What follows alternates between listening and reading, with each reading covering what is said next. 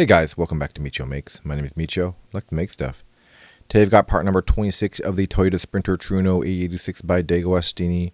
This is the 1/8 scale massive model that we're all building together. So without further ado, let's jump right into it.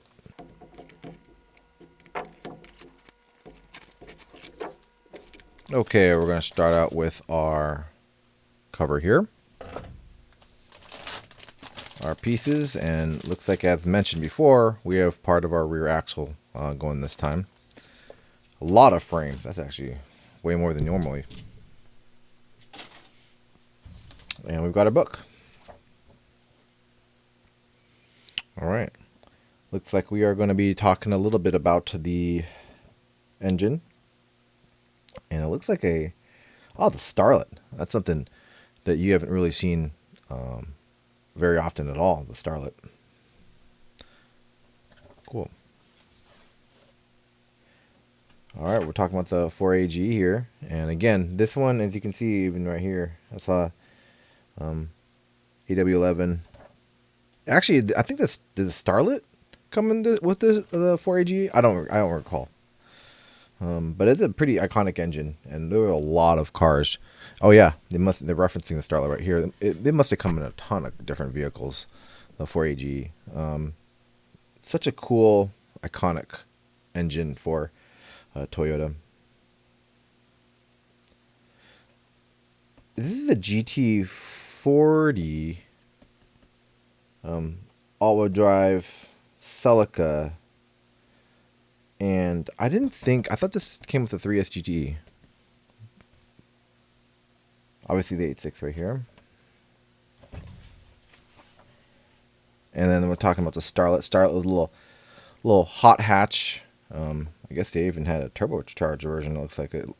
I don't know too much about the excuse me, the Starlets too much, but really kind of cool little cars. And we jump right into the build itself today. It looks like we're, again, more parts of the rear axle, mounting points, and looks like we are actually building a big part of the rear axle. Now, obviously, we're not going to have a rear differential, actually, like an LSD limit slip, but should be a pretty involved part. So we'll go ahead and get this set up and take a look at the parts right here.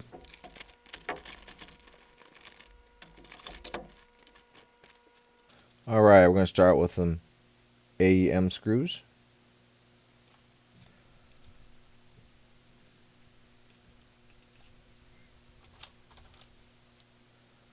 Some EM screws.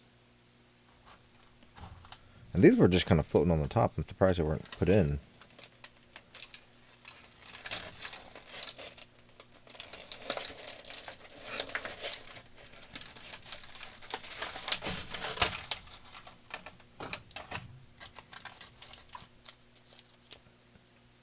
DM screws.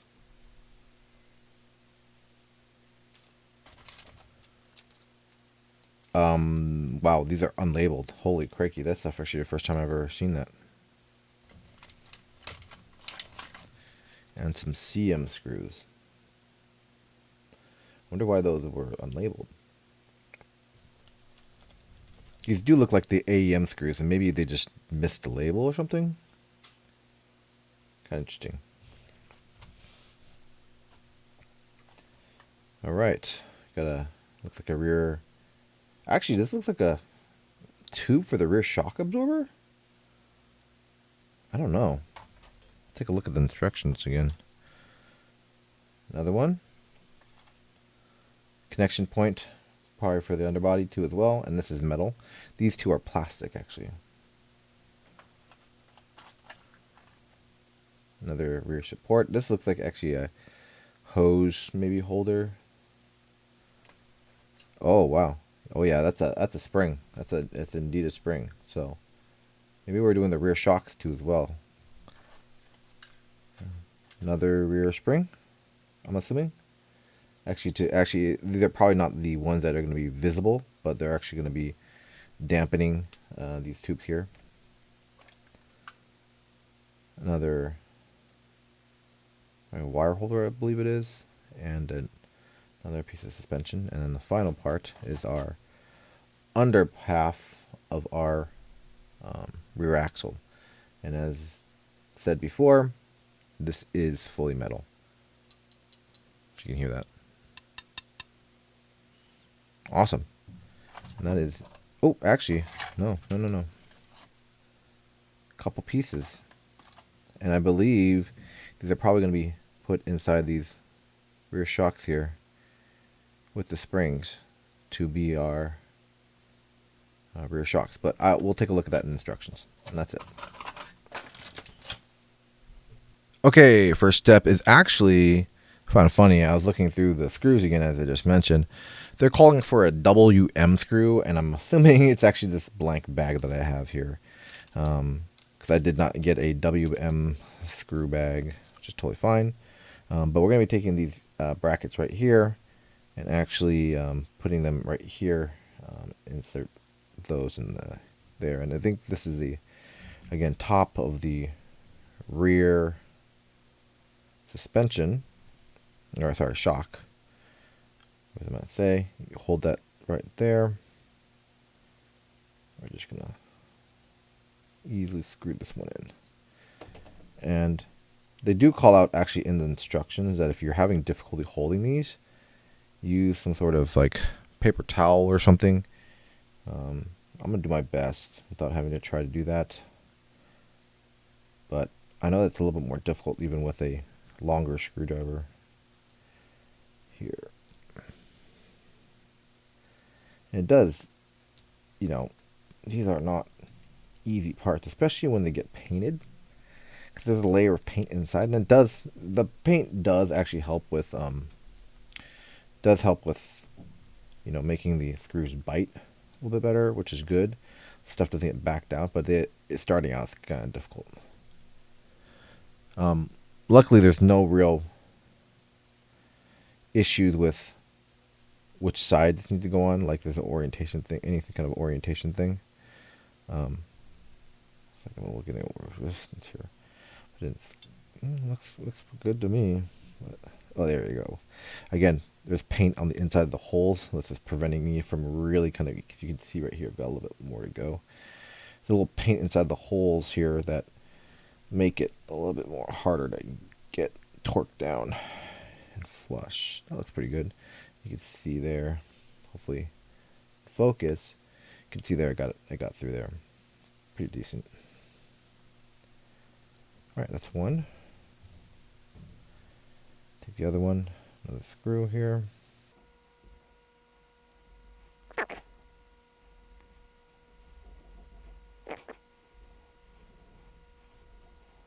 That one was a lot easier.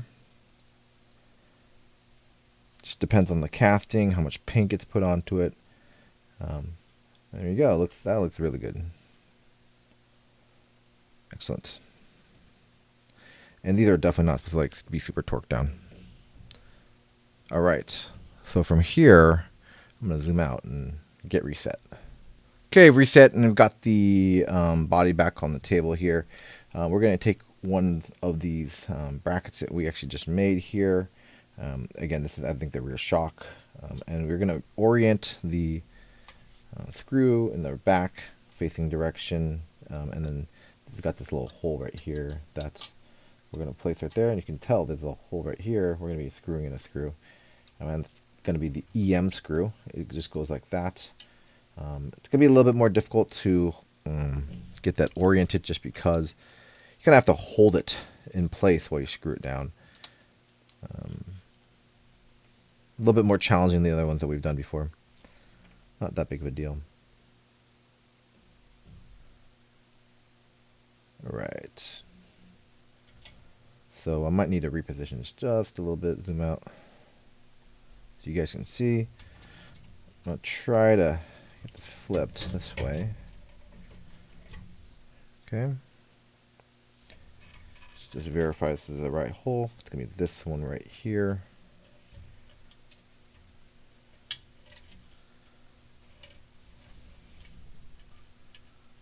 Hold that in place just like that. Make sure it's this focus view. And we're going to be putting it right in this hole.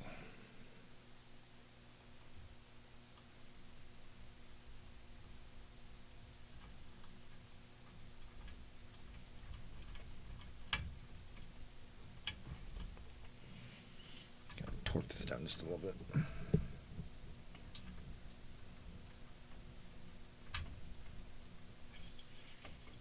Looks good. That looks real good.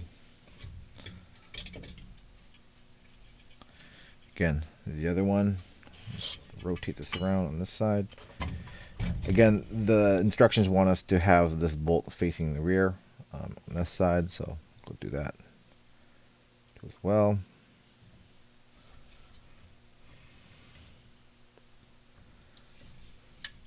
There's the hole goes into. I actually don't have this set correctly. Shit.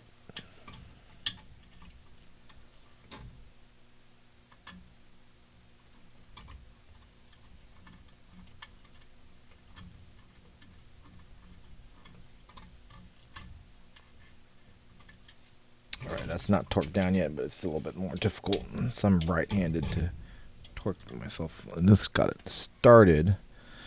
Get this nice and focused for you too. Oops.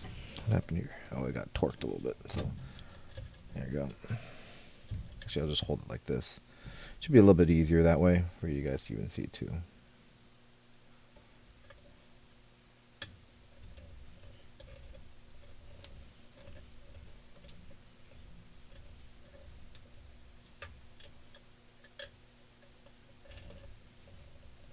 Alrighty.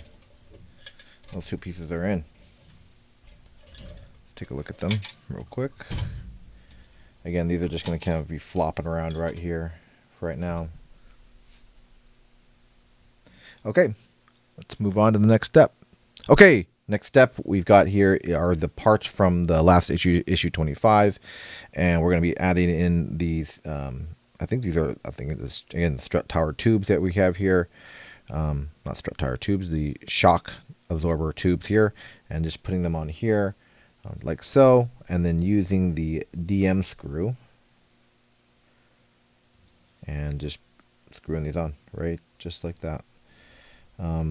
They are kind of particular about calling it the orientation. I think it's just because we're going to be mounting these next step, but I don't think there's any real issue about like this one versus this one for the tubes itself.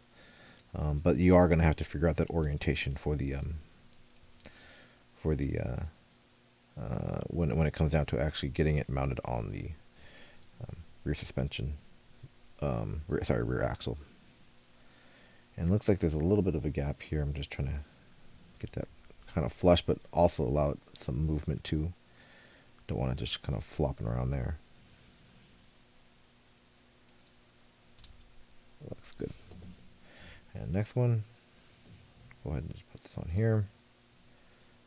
Grab a screw.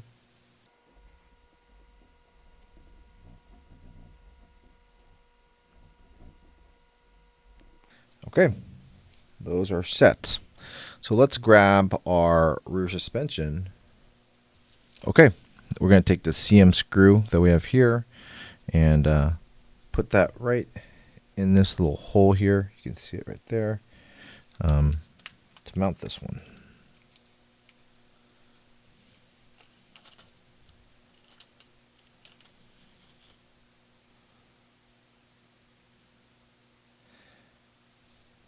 You can kind of see it right there.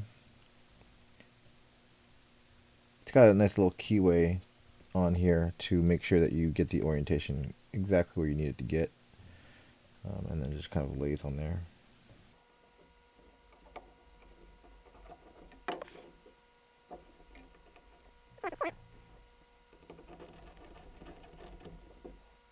Got that in, but I want to just double check and make sure it's tight-ish down. Excellent. That looks secure on that side. And the other side too as well.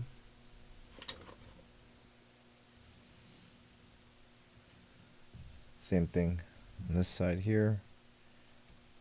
Let's rotate it just like that. Grab a CM screw. Actually, I'm pretty sure I'm able just to kind of start this without having to get that mounted just so I can not mess around with that too much. Get that started. See, it's sticking up there a little bit.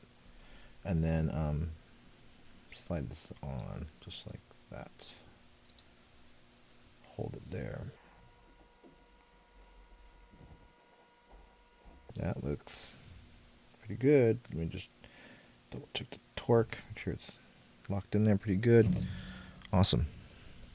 Those are connected.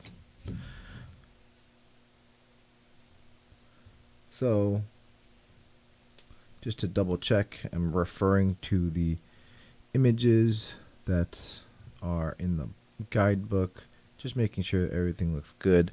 One thing to point out is that, when we did the part last time of making sure these are in the right orientation, this is how we kind of determined that they're out, both facing out on each side. And now we're going to take our other part of the rear suspension right here. Okay. And with this kind of laid out, let me just double check the orientation. Looks like it's about this direction right here. We are going to place this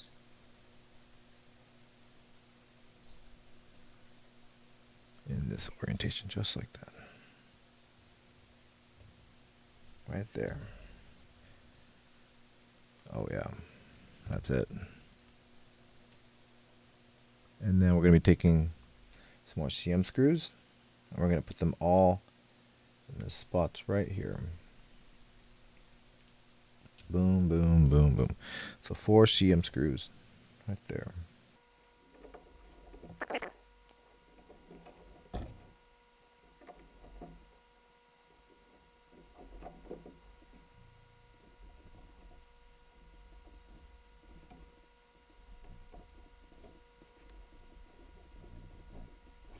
All right, take a look at that.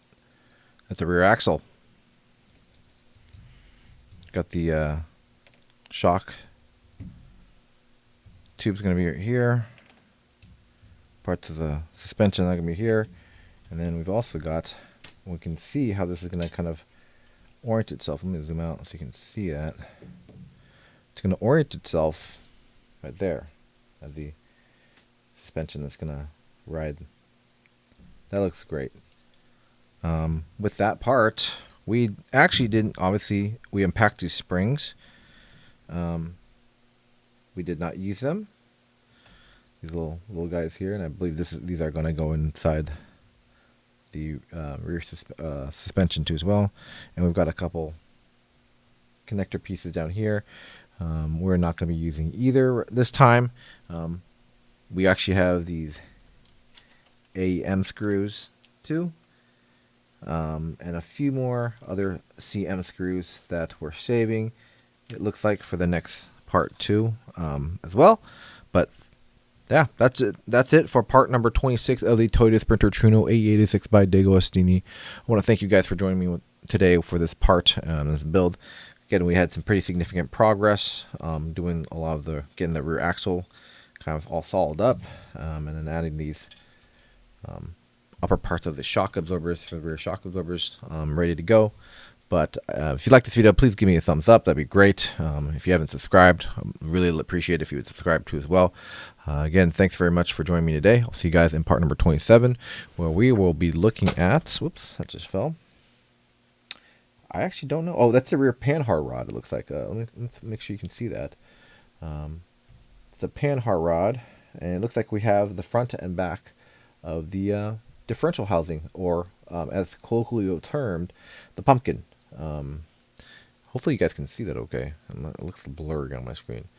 But the pumpkin, the rear differential here, but also it looks like the panhard rod and some, actually the suspension parts too as well, the springs. So oh, there you go. Now you can see it. So stay tuned for that one. We'll see you guys in the next one. Thanks very much for joining me today. I'll see you guys in a bit.